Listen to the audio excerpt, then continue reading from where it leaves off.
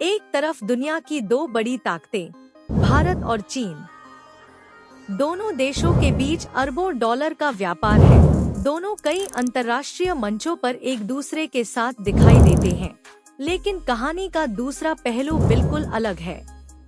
जहां बातचीत की मेज पर दोनों देश साथ दिखाई देते हैं, वहीं सीमा पर आज भी तनाव बना हुआ है। और अब सीमा से जुड़े एक नए विवाद ने दोनों देशों के बीच कूटनीतिक बयानबाजी को फिर से तेज कर दिया है। तो आखिर भारत और चीन के रिश्तों में ऐसा क्या हुआ कि सुधार की उम्मीद के बीच फिर से तनाव की स्थिति बन गई?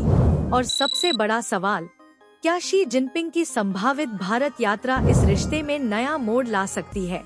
आइए पूरी कहानी समझते हैं। पिछले साल प्रधानमंत्री नरेंद्र मोदी ने करीब 7 साल बाद चीन का दौरा किया था। यह यात्रा इसलिए भी महत्वपूर्ण थी क्योंकि भारत और चीन के रिश्ते पिछले कई वर्षों से सीमा विवाद के कारण तनावपूर्ण रहे हैं। प्रधानमंत्री मोदी और चीनी राष्ट्रपति शी जिनपिंग की मुलाकात हुई। इस मुलाकात से उम्मीद जगी कि शायद दोनों देशों के बीच रिश्तों में धीरे धीरे सुधार आएगा। लेकिन कूटनीति में एक मुलाकात से सालों पुराना विवाद खत्म नहीं होता, क्योंकि दोनों देशों के बीच सबसे बड़ा और संवेदनशील मुद्दा आज भी वही है, सीमा विवाद। हाल ही में सीमा से जुड़े एक नए विवाद ने भारत और चीन के रिश्तों को फिर चर्चा में ला दिया। मामला इतना बढ़ा कि दोनों देशों की तरफ से तीखी राजनयिक बयानबाजी देखने को मिली। यानी जिस रिश्ते में सुधार की उम्मीद दिखाई दे रही थी, वहीं एक बार फिर सीमा का मुद्दा केंद्र में आ गया। लेकिन यहाँ एक बात समझना जरूरी है, भारत और चीन के बीच विवाद सिर्फ एक छोटी सी सीमा रेखा का मामला नहीं है। इसके पीछे दशकों पुराना सीमा विवाद, अलग अलग क्षेत्रीय दावे और रणनीतिक हित जुड़े हुए हैं।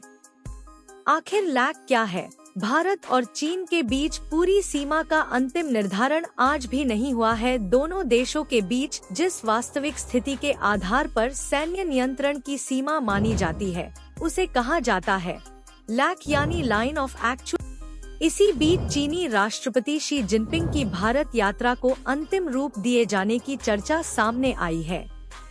अगर यह यात्रा होती है तो इसे सिर्फ एक सामान्य राजकीय यात्रा के तौर पर नहीं देखा जाएगा, क्योंकि पूरी दुनिया की नजर इस बात पर होगी कि क्या मोदी और शी जिनपिंग के बीच सीमा विवाद पर कोई ठोस बातचीत होती है?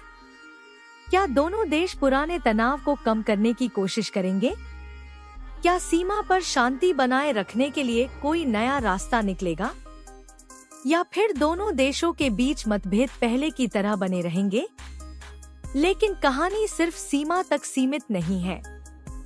भारत और चीन के रिश्ते की एक दिलचस्प बात यह है कि दोनों देशों के बीच विवाद भी है और सहयोग भी।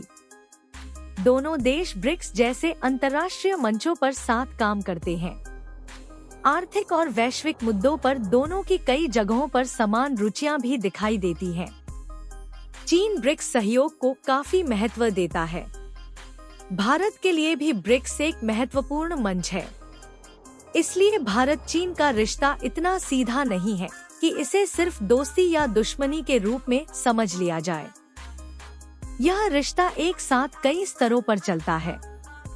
सीमा पर तनाव, आर्थिक हित, अंतर्राष्ट्रीय राजनीति और कूटनीतिक बातचीत।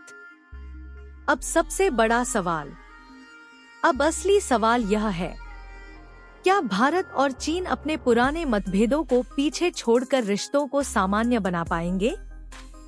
क्योंकि भारत के लिए सीमा पर शांति बेहद महत्वपूर्ण है और चीन के लिए भी भारत के साथ स्थिर संबंध आर्थिक और रणनीतिक दृष्टि से महत्वपूर्ण है। ऐसे में आने वाले समय में होने वाली उच्च स्तरीय बातचीत काफी मायने रख सकती है। अगर दोनों देशों के बीच बातचीत सकारात्मक रहती है, तो रिश्तों में सुधार की नई शुरुआत हो सकती है।